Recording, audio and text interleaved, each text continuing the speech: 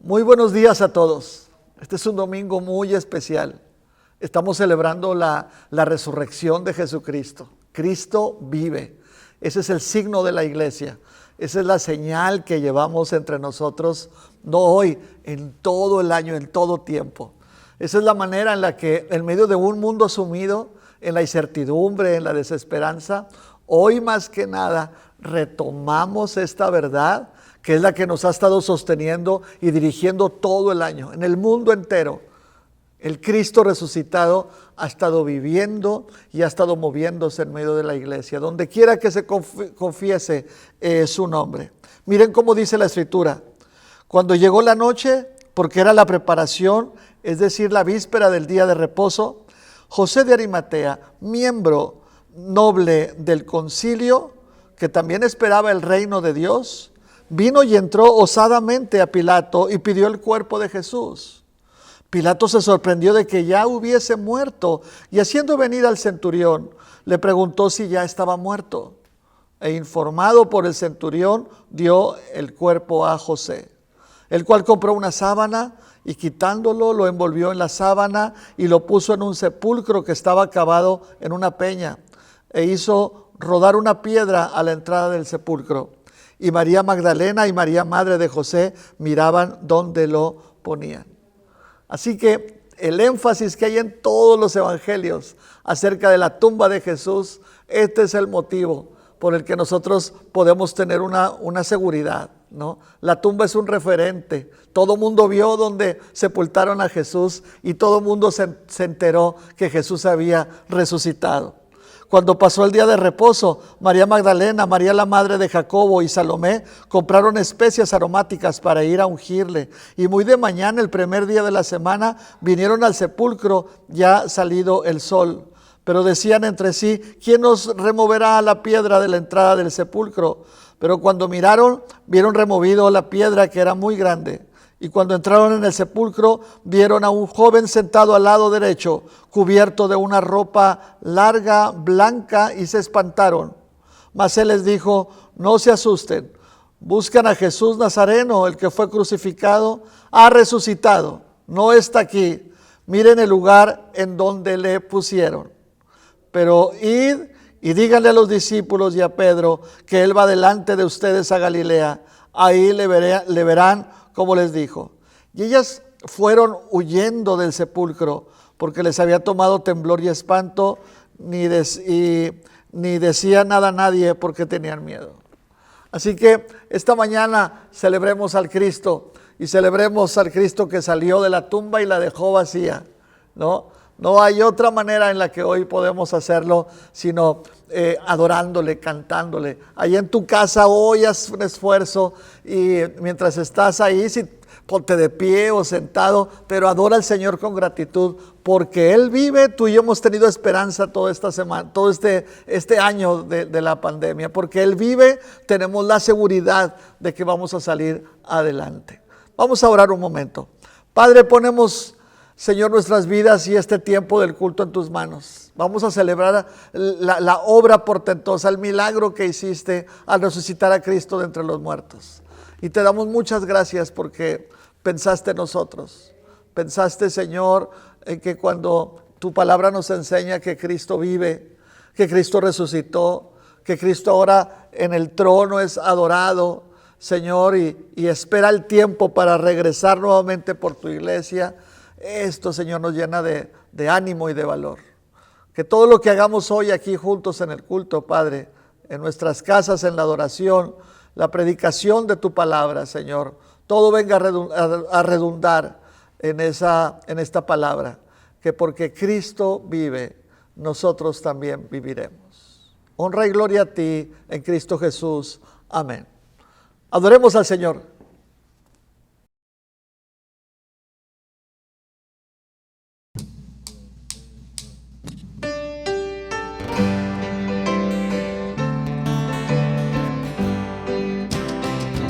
Dios nos envió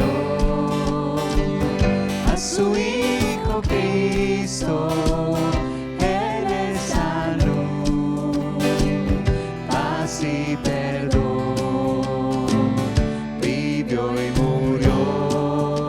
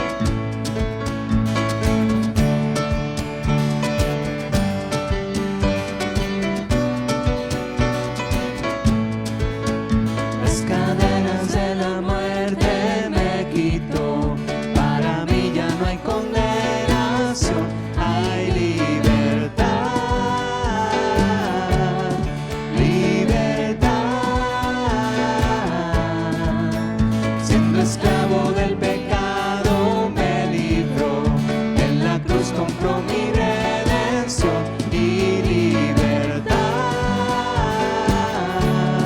libertad. Rompió mis cadenas, me dio vida nueva y al fondo del mar echó mi maldad, lavó mis pecados y me ha perdonado. Solo en el nombre de Jesús hay libertad.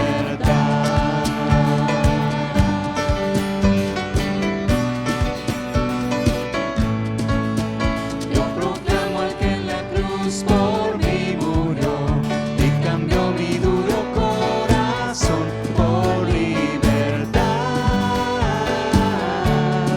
libertad. El poder de su evangelio me salvó y no me avergüenzo del Señor, mi libertad, libertad. Rompió mis cadenas, me dio vida nueva y al fondo del mar echó mi maldad, lavó mis pecados y me ha perdonado. Solo en el nombre de Jesús hay libertad.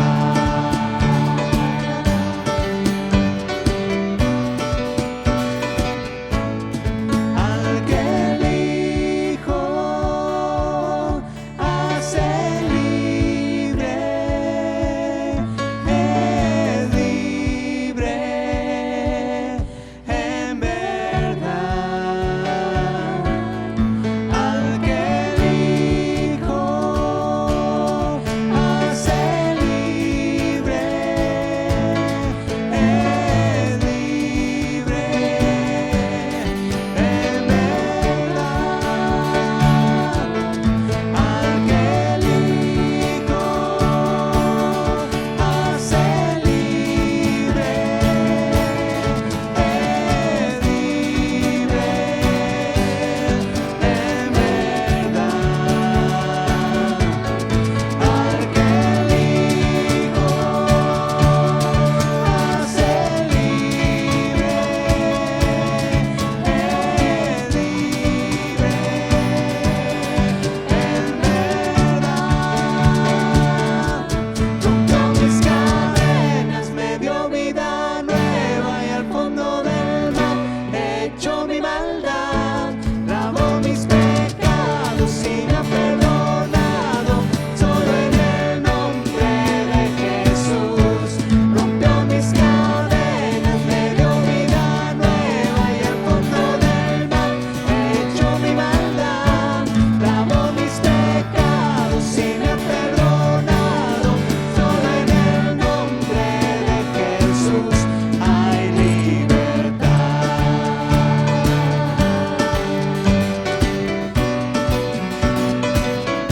Hay libertad.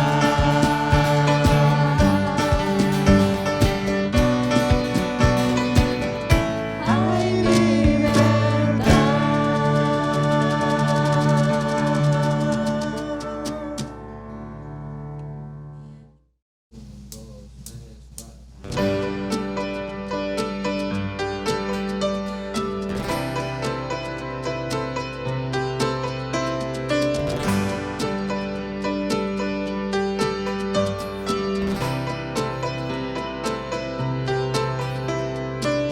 Quien rompe el poder del pecado, su amor es fuerte y poderoso, el Rey de gloria, el Rey de majestad.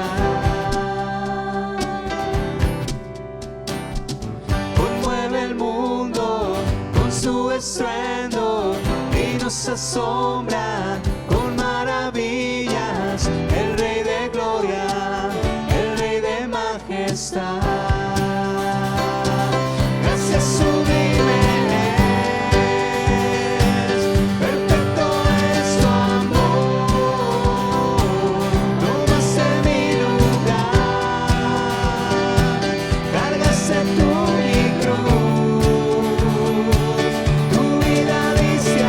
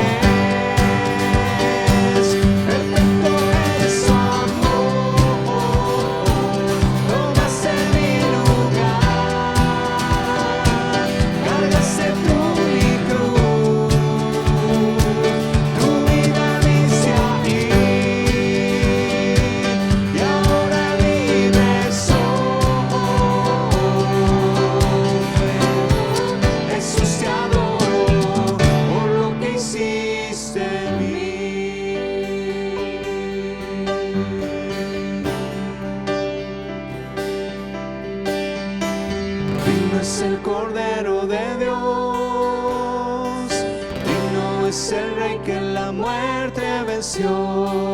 Digno es el Cordero de Dios, digno es el Rey que la muerte venció. Digno es el Cordero de Dios, digno es el Rey que la muerte venció. Digno es el Cordero de Dios, digno. Gracias sublime es, perfecto es su amor. Tomaste mi lugar, tomaste tú mi cruz. Tu vida diste ahí, ahora libre soy. Jesús, te adoro por lo que hiciste en mí.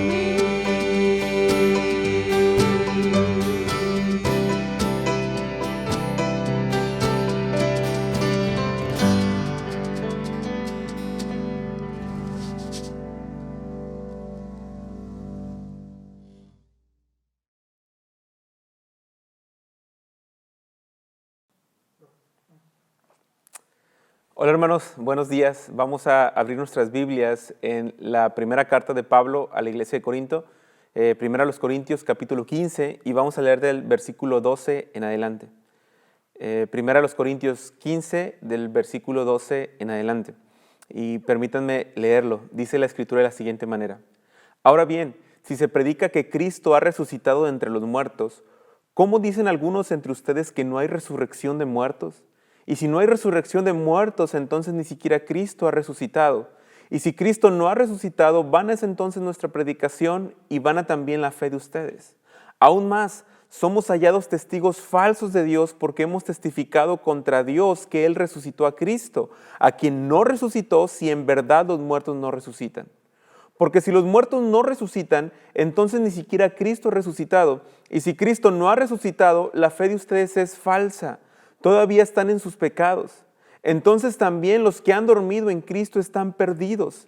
Si hemos esperado en Cristo para esta vida solamente, somos todos los hombres los más dignos de lástima. De todos los hombres los más dignos de lástima. Pero ahora Cristo ha resucitado entre los muertos, primicias de los que durmieron. Porque ya que la muerte entró por un hombre, también por un hombre vino la resurrección de los muertos. Porque así como en Adán todos mueren, también en Cristo todos serán vivificados. Pero cada uno a su debido orden.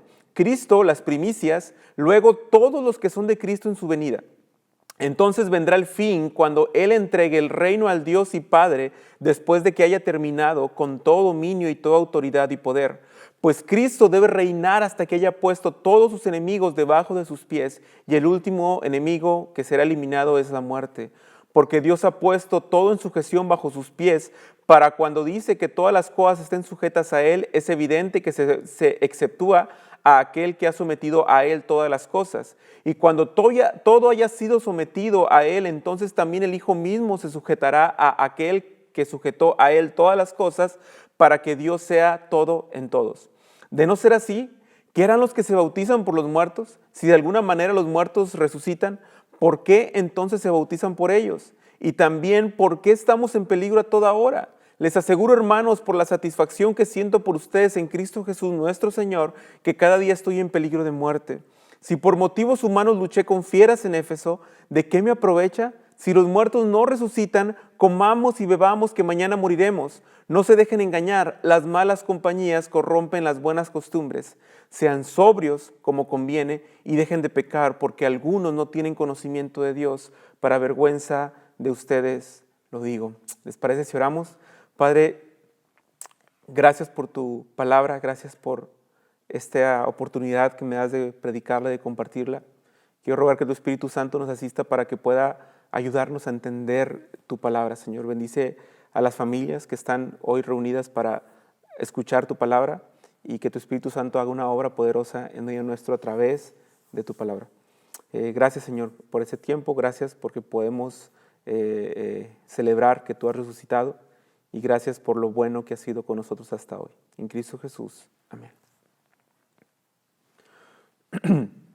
Bien, a los que nos gusta el fútbol, sabemos que la seriedad con la que jugamos los partidos dependen en gran manera de qué tipo de partido estamos jugando. Es decir, si estamos en una liga de fútbol donde se compite por estar en los primeros lugares, pasar a las finales y finalmente ganar un trofeo de campeón, seguramente estamos muy motivados en cada juego, en dar lo mejor de nosotros, en ser muy cuidadosos, en meter a nuestros mejores hombres para jugar el partido.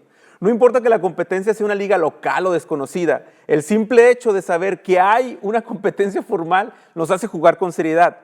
Pero también a todos nos ha pasado que cuando llegamos a un partido oficial y por alguna razón el número de los jugadores no se completa de la parte del equipo contrario o el árbitro no llega al partido, muchas veces decidimos jugar un partido amistoso, el cual no tiene ningún valor oficial y solo se juega para sudar la camiseta, para hacer ejercicio y para divertirnos un poco. Sin embargo, este tipo de situaciones a los que nos encanta jugar el fútbol, nos desmotivan un poco porque ya no tiene un sentido aparente jugar. En los partidos amistosos metemos al delantero, lo metemos de portero y a los porteros los mandamos adelante a meter goles. Porque no tiene ningún tipo de validez. Estamos desmotivados y tomamos muy a ligera aquel partido. Hermanos, Pablo le está escribiendo a una iglesia que debe saber qué tipo de partido está jugando. Pablo le está escribiendo a la iglesia de Corinto, quien, como lo recordamos, ha tenido muchos problemas, los cuales Pablo ha intentado solucionar a través del evangelio. Pablo les ha dicho lo que tienen que hacer referente a la idolatría que tenían sobre los pastores. Pablo les ha dicho lo que tienen que hacer referente al poco crecimiento, a lo carnales que estaban siendo, en lugar de ser personas espirituales y que estaban cultivando un crecimiento con el Señor. Pedro los exhortó a no solapar el pecado de aquel hombre que tenía como mujer, a la esposa de su propio papá. Pablo les exhortó a no cometer excesos en la cena del Señor, donde se embriagaban, donde había divisiones, había contiendas. Pablo también les animó a entender que el mejor don o el mejor camino, hablando sobre los dones espirituales, era amarse los unos a los otros con el amor de Cristo. Esta era una iglesia que realmente tenía muchos conflictos en medio de ella.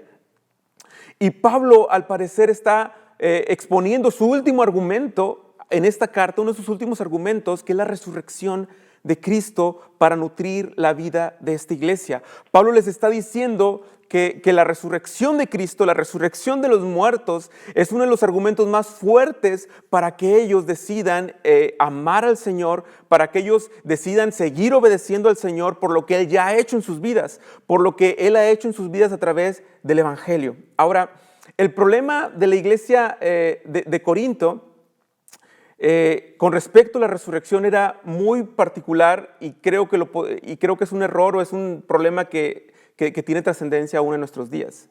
Ellos habían creído que Cristo había resucitado, habían confesado que Jesús era el Señor de sus vidas, que Él había resucitado, pero no creían que la resurrección final de la iglesia fuera una doctrina fundamental para la fe cristiana. Además, la iglesia estaba fuertemente influenciada con sus antecedentes filosóficos sobre el tema. El concepto del dualismo griego, permiten explicarlo de una forma muy sencilla, era la forma de pensar de los griegos. Decían que lo espiritual era lo bueno, pero el cuerpo físico era inservible o malo. Por estas razones, raramente los de Corinto confesaban la resurrección de Cristo, pero negaban la resurrección final de la iglesia. Y eso traía verdaderos problemas a la vida de la iglesia. Es decir, si el espíritu es lo que importa, si el espíritu es bueno, el cuerpo muere y se queda aquí. Y finalmente somos liberados de este cuerpo para vivir espiritualmente para siempre. Y ellos entendían de esa manera la resurrección final o como algo que ya había pasado probablemente. Eso trae consecuencias, ese tipo de teología o de entendimiento traía consecuencias graves para la vida de la iglesia. Porque más adelante vamos a darnos cuenta cómo Pablo les dice, si Cristo no resucitó, si todo esto no es cierto, entonces comamos y bebamos que mañana moriremos. Si no hay una resurrección final, si no hay una rendición de cuentas al final de nuestro cuerpo, entonces es cierto, el cuerpo no tiene sentido y puedes hacer con tu cuerpo lo que tú quieres y no pasa nada porque no trasciende en tu vida. O tienes que maltratar tu cuerpo porque es malo y lo que importa es el espíritu. Y Pablo está cultivando en ellos el conocimiento correcto del evangelio para que puedan tomar decisiones trascendentes en sus vidas. Hermanos, la meta, y eso es lo que quisiera compartir con ustedes el día de hoy como la enseñanza central. La verdadera esperanza y meta de la iglesia es esta.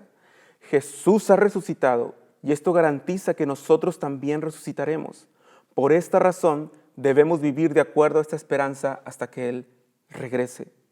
La verdadera esperanza y meta de la iglesia es Jesús ha resucitado y esto garantiza que nosotros también resucitaremos. Por esta razón debemos vivir de acuerdo con esta esperanza hasta que Él regrese.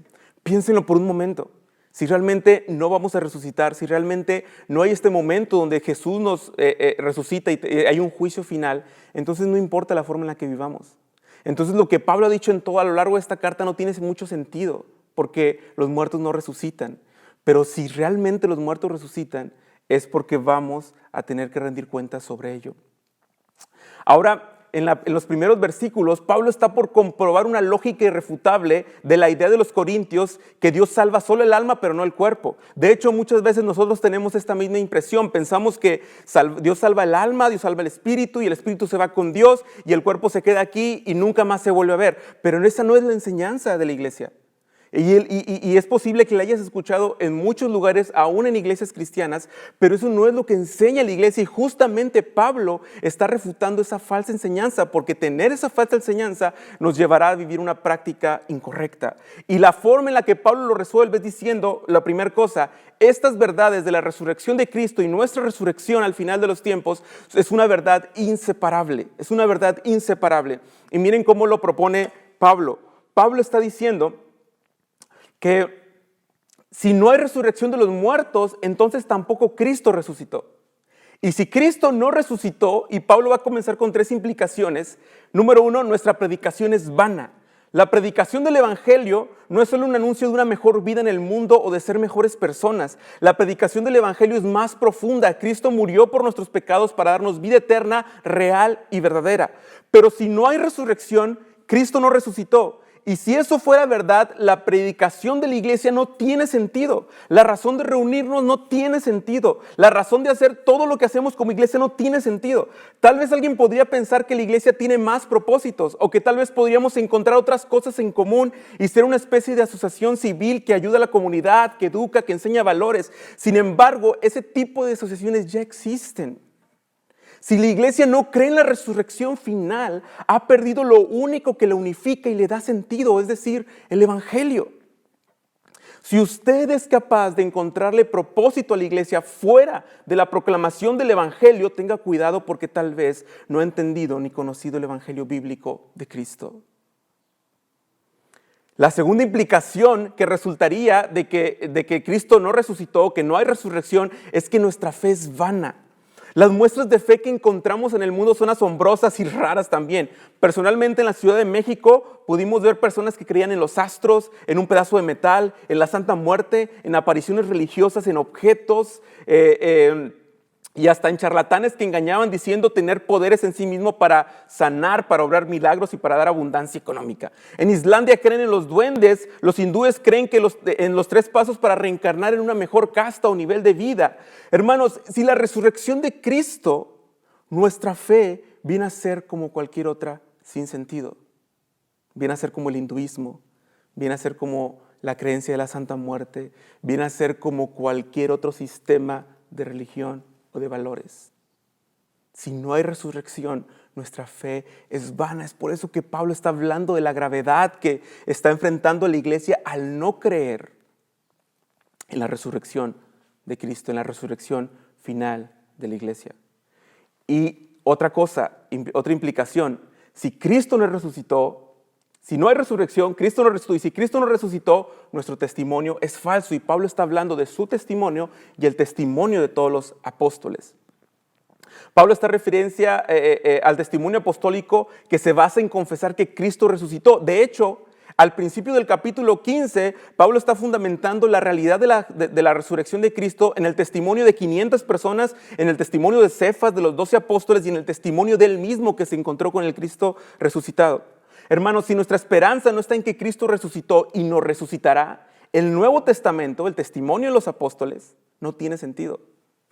Tal vez alguien diría, pero Josué, en el Nuevo Testamento podemos encontrar buenas enseñanzas, además de la resurrección, como la vida casta, la virginidad, la generosidad, la amabilidad, la paciencia, el amor entre los hermanos, honrar a los padres, amar a la esposa. Y hermanos, todas estas acciones pueden pueden vivirse en la vida del creyente, pero están ancladas a la resurrección de Cristo. No tienen valor en sí mismas como moral correcta, como una ética correcta.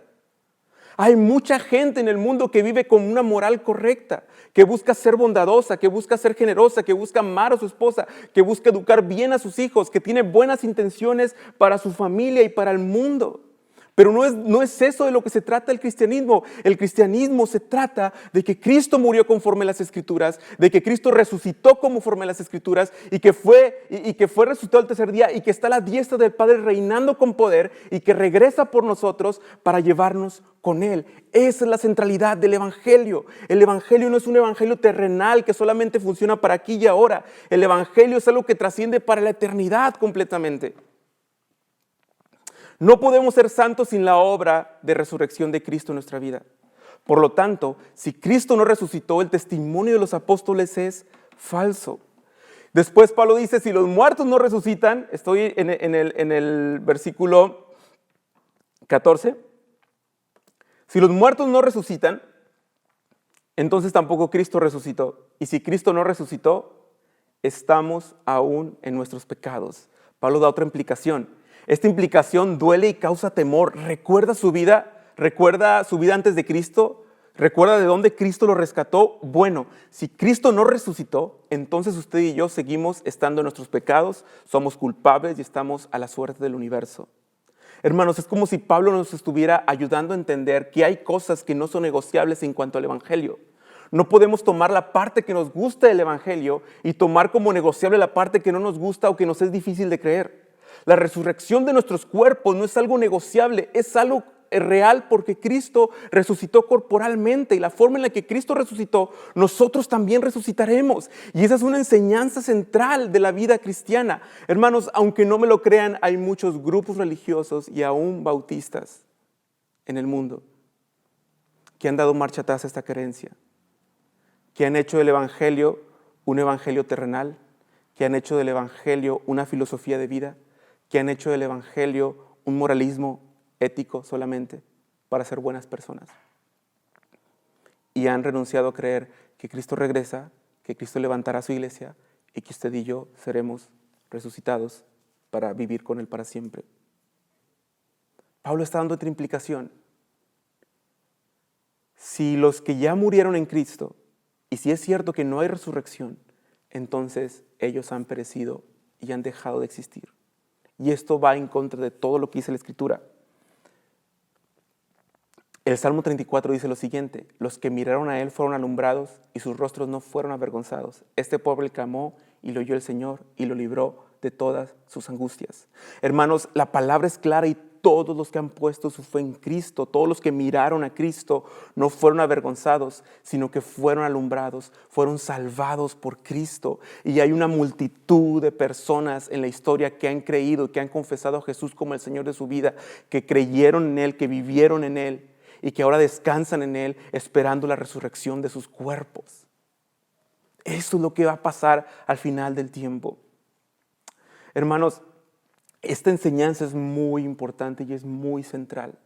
Y aunque hay veces que nos cuesta trabajo entenderla, y como nos cuesta trabajo, usamos de otros recursos filosóficos para explicarla, muchas veces se nos olvida que esos recursos filosóficos son humanos y que nos hacen vivir vidas alejadas de la verdad del Evangelio. Y ahorita vamos a llegar a eso. Después también Pablo dice, esperar en Cristo solo para esta vida, o sea, que la fe en Cristo o ver el Evangelio solamente de manera terrenal, dice, somos los más dignos de lástima. Por todo lo que acabamos de decir, entenderá que usted y yo somos dignos de que el mundo nos tenga lástima, si no creemos en la resurrección final.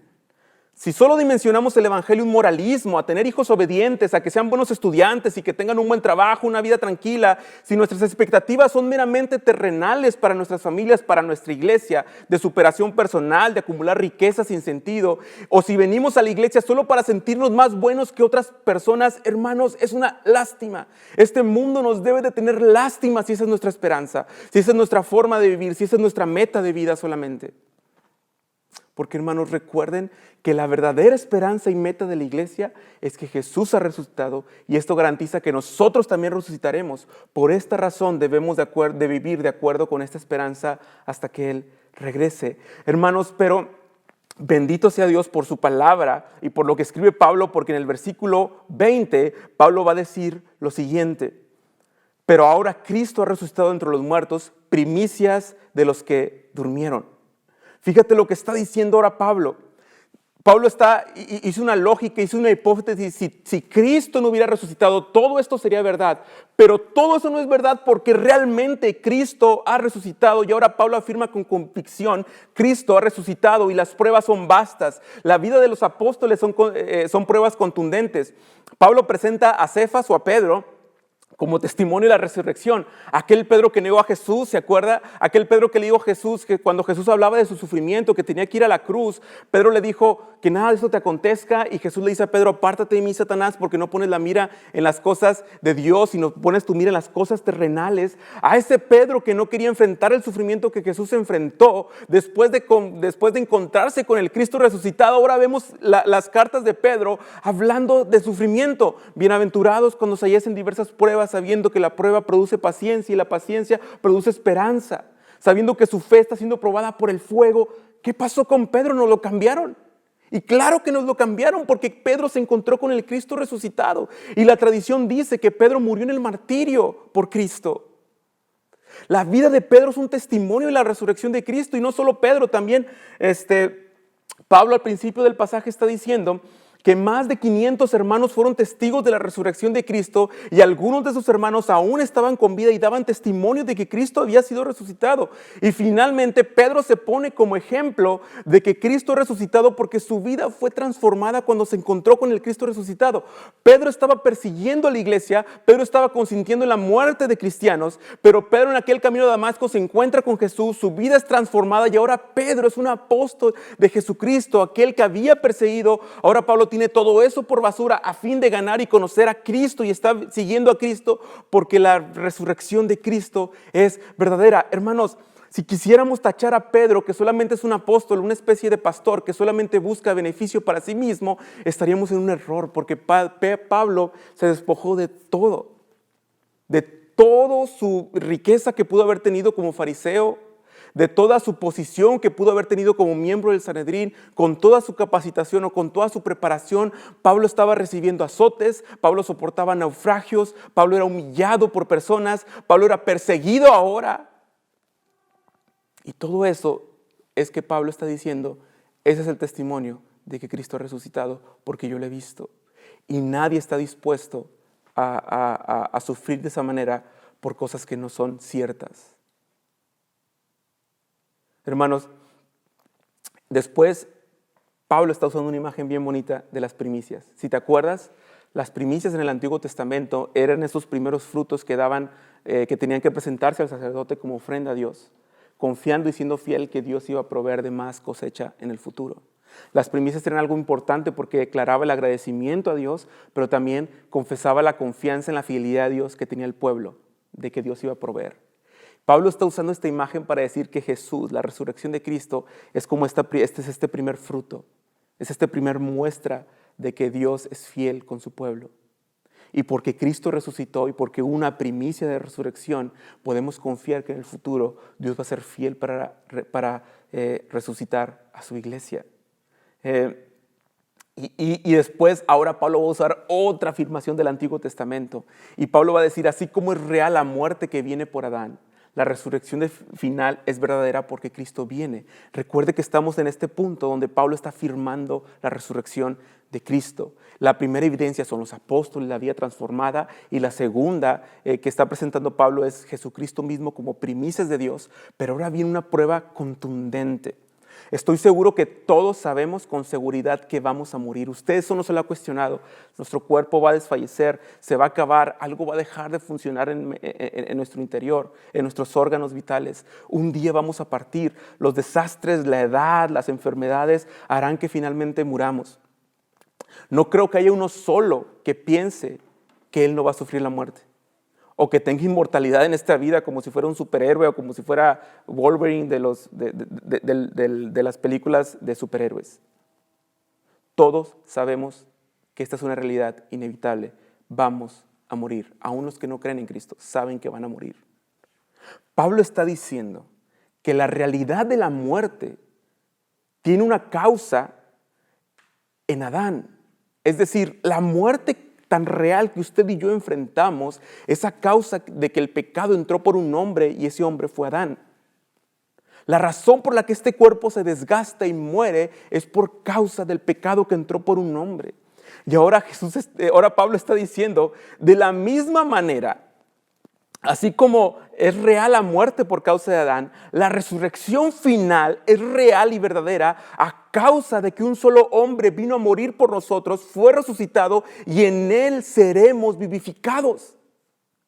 Date cuenta cómo Pablo está llevando no a un mundo espiritual, no a un mundo de oración, no a un mundo de las ideas. Pablo está hablando de un mundo físico, donde la muerte física tiene una comparativa con la resurrección física a causa de que por un solo hombre, Adán, todos morimos físicamente.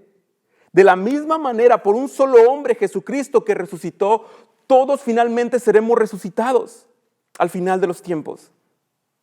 Y en eso encontramos nuestra esperanza, en eso encontramos nuestra satisfacción. Pero Pablo dice todo a su debido tiempo. Ahora todo tiene un orden y todo tiene un tiempo. Primero es Cristo, que son las primicias de Dios, y después Cristo debe reinar hasta que sus enemigos sean puestos por debajo de sus pies. Y el último enemigo que será abolido será la muerte, porque los creyentes resucitarán. Y ahora sí podremos decir, como decía más adelante Pablo, ¿dónde está sepulcro tu victoria? ¿Dónde está muerte tu aguijón? Porque Cristo al final de los tiempos vencerá la muerte resucitando a su iglesia en la cruz del Calvario. Cristo no va a resucitar la muerte de manera filosófica, no va a resucitar la muerte de manera espiritual o de manera metafórica. Cristo realmente regresa por su iglesia físicamente y va a resucitar corporalmente a su iglesia, venciendo sobre la muerte. Y esa es la esperanza más gloriosa que tenemos tú y yo como hijos de Dios. La esperanza y meta de la iglesia es Jesús ha resucitado, y esto garantiza que nosotros también resucitaremos, y por esta razón debemos de vivir de acuerdo con esta esperanza hasta que Él regrese. Y hermanos, finalmente, nuestra vida tiene sentido en la resurrección de Cristo. Pablo ha dicho las implicaciones que tendríamos al negar la resurrección final. ¿Negaríamos la resurrección de Cristo? Es una verdad inseparable esto. Nuestra fe sería vana, nuestro testimonio sería falso, estaríamos en nuestros pecados. También Pablo dijo que los que murieron en Cristo habrían perecido, nuestra fe sería falsa y seríamos los más dignos de lástima. Pero nada de eso es verdad, porque en la segunda parte Pablo afirma y ha dicho con seguridad, Cristo ha resucitado. Pero ahora Pablo viene la parte práctica o la parte pragmática, quiero decirlo de la siguiente manera. Todo lo demás fue un poquito teológico, aunque fue aterrizado y verdadero porque también es físico. Pero hermanos, si Cristo no hubiera resucitado, de no ser así, entonces ¿qué harán los que se bautizan por los muertos? Si de ninguna manera los muertos resucitan, ¿por qué entonces se bautizan por ellos? Y también porque estamos en peligro a toda hora. Hay muchas interpretaciones sobre este pasaje y algunas se desvían mucho de la intención de Pablo, pero una de las más certeras en su contexto es esta. Pablo está diciendo, ¿para qué nos bautizamos si los muertos no resucitan, si la fe es vana, si los que murieron están muertos? ¿Para qué seguimos esas enseñanzas? ¿Para qué seguimos practicando el bautismo? Y luego después dice Pablo, ¿para qué me arriesgo yo si no creo en la resurrección? ¿Por qué pasamos peligro a toda hora si la resurrección no existe? ¿Es en serio? ¿Vamos a sufrir de a gratis? ¿Vamos a sufrir sin ningún sentido? Pablo está diciendo que su sufrimiento y su convicción de ser fiel a Cristo y la convicción de ser fiel a Cristo, la iglesia, a pesar de la muerte y de los peligros, es porque sabemos que Él nos resucitará en el día final. Y mire lo que dice Pablo después. Si luché contra fieras en Éfeso por motivos humanos solamente, ¿de qué me aprovecha? Pablo probablemente está haciendo alusión o está refiriéndose a las fieras salvajes, no sé, tal vez, porque no era algo raro de ese tipo de castigos de los romanos en su tiempo, pero pareciera también que habla sobre la multitud enfurecida que se encendió en Éfeso a causa de Demetrio, que era un platero. Recuerda, y tal vez está recordando Pablo, donde fue cuidado por otros discípulos para que no fuera llevado al teatro, donde le gritaron a algunos discípulos casi por 2 horas: grande es Diana, diosa de los Efesios. Es como si Pablo estuviera diciendo: ¿qué necesidad tiene la iglesia de sufrir esa persecución por su fe? ¿Qué necesidad tiene la iglesia de sufrir a causa del evangelio si realmente nuestra meta no está en que Cristo regrese y termine con todo esto? Si nuestra meta no está en que Cristo regrese y nos resucite en el día final. Hermanos, hay tantas personas que descansan ahora en Cristo, que esperan su resurrección, que esperan el regreso de Cristo. Si nosotros comenzamos a desmentir esa verdad o lo empezamos a espiritualizar, somos los más dignos de lástima. Mi abuelo falleció hace poco tiempo, hace algunos años. Cristo va a venir y lo va a resucitar corporalmente. Esa es nuestra esperanza. Cristo resucitará a todos aquellos que esperaron y confiaron en Él corporalmente, de la misma manera en la que Él resucitó. Después Pablo manda una señal importante: no se dejen engañar. El mundo y la sociedad en la que vivimos, y aún en lo que vivía la iglesia de Corintio, viven solo creyendo en lo que pueden obtener terrenalmente. El mundo usa su vida y su cuerpo para su propia satisfacción.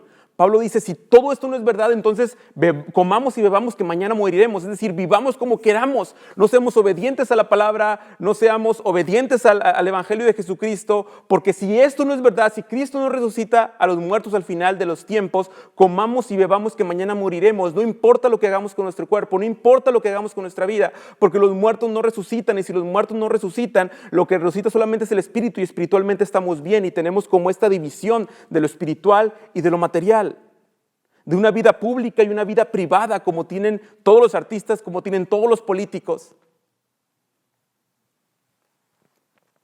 Y el mundo tiene sus propias frases. La vida es una y hay que vivirla. Hay que vivir cada día como si fuera el último. Al cuerpo lo que le pida, dale a tu cuerpo alegría Macarena, decía una canción. Porque la creencia de muchos hoy en día se parece a la de los griegos antiguos. Nuestro cuerpo no es trascendente. No importa lo que hagamos con él. Lo que importa es la energía que dejamos en el mundo, la inspiración que dejamos en el mundo. Eso es realmente algo digno de lástima. Y para muestra basta un botón. Vea cómo está nuestro mundo de torcido. Y nosotros mismos también muchas veces. Admiramos a Freddie Mercury por su música y talento. De hecho, su influencia musical ha perdurado y sigue siendo ovacionado aunque él ya haya muerto. Pero fue una persona moralmente depravada, y estoy seguro que ningún padre le gustaría que Freddie Mercury hubiera sido su maestro, su mentor de música de sus hijos. Admiramos a Diego Maradona, quien también que ya murió, quien ha sido uno de los mejores futbolistas del mundo y es admirado por muchos, aplaudido y alabado. No importa la deplorable vida que llevaba y la manera en la que se autodestruyó y todas las cosas en las que estuvo metido. Escuché en su muerte publicaciones de creyentes diciendo: bueno, sé que hay muchas cosas que no están bien de él, pero fue un gran jugador de fútbol. Y a eso se resume la vida. No importa lo que hagan con su cuerpo, con su vida. Lo que importa es esa trascendencia que tienen las personas. Admiramos a los Beatles, quienes llegaron a expresar y a promover un ateísmo profundo. ¿Te das cuenta? Este mundo divide, porque este mundo no cree en la resurrección final. Este mundo no cree que le va a rendir cuentas a alguien finalmente, y la iglesia es movida por todo eso para vivir de la misma manera. ¿Cuántas veces nos molesta que se metan con nuestra vida personal en la iglesia? Y alguien decía una vez: si no te gusta que se metan en tu vida, entonces la iglesia no es para ti. porque en la iglesia estamos para instruirnos y para exhortarnos unos a otros a la obediencia del Señor. De hecho, Pablo está mandando esta carta a los corintios para exhortarles a ser obedientes a Cristo que los salvó y que los llamó a una vida santa. Hermanos, recordándolo del partido de fútbol, mi pregunta para ustedes hoy sería, ¿qué partido estamos jugando? Estás jugando un partido oficial, donde sabes que al final nos espera Cristo, donde sabes que su resurrección es verdadera, y como su resurrección es verdadera, el tiempo final nos espera una resurrección final donde Él nos espera y vendrá por nosotros para salvarnos físicamente, corporalmente. O estás jugando una vida, un partido de mentiritas, un partido amistoso, donde estás invirtiendo tu vida de manera insensata, donde estás invirtiendo tu vida de manera imprudente, donde estás viviendo para ti mismo, donde estás viviendo con los valores del mundo, de acuerdo a lo que hacen todos. Y no estás entendiendo que el partido que estás jugando es realmente oficial. Es el partido de tu vida. No es un partido cualquiera, no es un partido amistoso. Debes de estar en tu posición, debes de estar en tu lugar viviendo para Cristo, porque su muerte y su resurrección fueron reales y eso garantiza que seremos resucitados al final de los tiempos.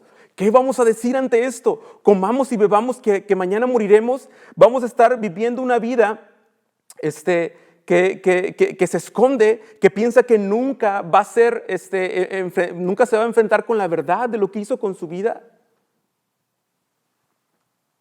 También crees que no importa cómo uses tu cuerpo, lo que importa es venir a la iglesia y ser alguien espiritual. La iglesia debe confesar hoy más que nunca que el Señor es dueño, no solo del alma y del espíritu, el Señor es dueño de todo nuestro ser y de todo nuestro cuerpo, porque Él viene a redimir nuestra vida por completo. Mira cómo termina Pablo. Sean sobrios y dejen de pecar, porque algunos no tienen conocimiento de Dios, y para vuestra vergüenza lo digo. Los que viven pecando y usando su cuerpo y su vida como mejor les conviene para esta vida, es porque no tienen conocimiento del Evangelio de Jesucristo completo. Es porque no creen en la resurrección final. Cuando yo mismo vivo una vida pensando que lo que importa es que no importa lo que haga con mi cuerpo y vivo pecando, estoy creyendo que el Evangelio es solo terrenal y que al final que me muera nadie se dará cuenta de lo que hice, nadie podrá atraparme en mis pecados. Pero al final dice la Escritura en Juan 5:28, no se queden asombrados de esto, porque viene la hora en que todos los que están en los sepulcros oirán su voz y saldrán, y los que hicieron lo bueno a resurrección de vida, y los que practicaron lo malo a resurrección de juicio. Hermanos, hay un orden establecido por Dios y su resurrección destruirá finalmente a la muerte, pero también su resurrección nos invita a vivir en santidad verdadera con nuestro cuerpo en este tiempo. Hermanos, entonces debido a todo lo que ya hemos dicho, no podemos celebrar la resurrección de Cristo si no estamos esperando encontrarnos con Él en el tiempo final cuando regrese. No podemos celebrar la resurrección de Cristo, que Cristo perdonó nuestros pecados y nos dio una nueva vida, si con nuestro cuerpo estamos viviendo para nosotros mismos, si con nuestro cuerpo estamos viviendo como toda la sociedad vive. La iglesia de Corinto tenía problemas serios en medio de ella. Y la forma en la que Pablo intenta resolverlos, o la forma en la que Pablo va a resolverlos, es a través de la resurrección de Cristo, ayudándoles a entender la resurrección de Cristo. Hermanos, oro porque el Espíritu de Dios abra nuestro entendimiento, nos ayude a entender que Cristo regresa y nos resucitará finalmente, para que ustedes y yo vivamos en santidad para Él aquí y ahora. Para que ustedes y yo pongamos nuestro corazón y nuestra vida en Él para obedecerle. Para que dejemos de escondernos, para que dejemos de buscar vivir para nosotros mismos de acuerdo a la corriente de la sociedad. Papás, sé que sus hijos no piensan en esto muchas veces, y yo lo he dicho muchas veces a los muchachos. Por nuestra juventud, por su edad, son los que menos piensan en la muerte, y es natural. Pero tenemos que recordarles que nuestra esperanza, que nuestra meta, es lo que dije al principio. La verdadera esperanza y meta de la iglesia es Jesús ha resucitado, y esto nos garantiza que nosotros también resucitaremos. Por esta razón debemos vivir de acuerdo con esta esperanza hasta que Él regrese. Hermanos, Jesús ha resucitado. Él nos ha salvado, pero también viene un tiempo donde Él nos resucitará. viene un tiempo donde nos encontraremos con Él y donde la muerte será abolida, donde la muerte será eliminada por completo. Que el Señor les bendiga.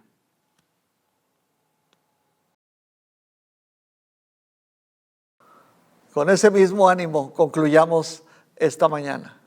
La palabra, la alabanza, el ánimo espiritual que debe haber sido sembrado en nosotros así, debe perdurar todos los días. Para eso es importante, pégate al Señor. No pongas tus ojos y tus oídos en lo que hay alrededor. Pégate al Señor para que te ayude a interpretar lo que vivimos a diario. Cristo vive, Cristo ha resucitado. Por eso hay esperanza siempre para nosotros. Dios nos bendiga a todos. Gracias, mis hermanos.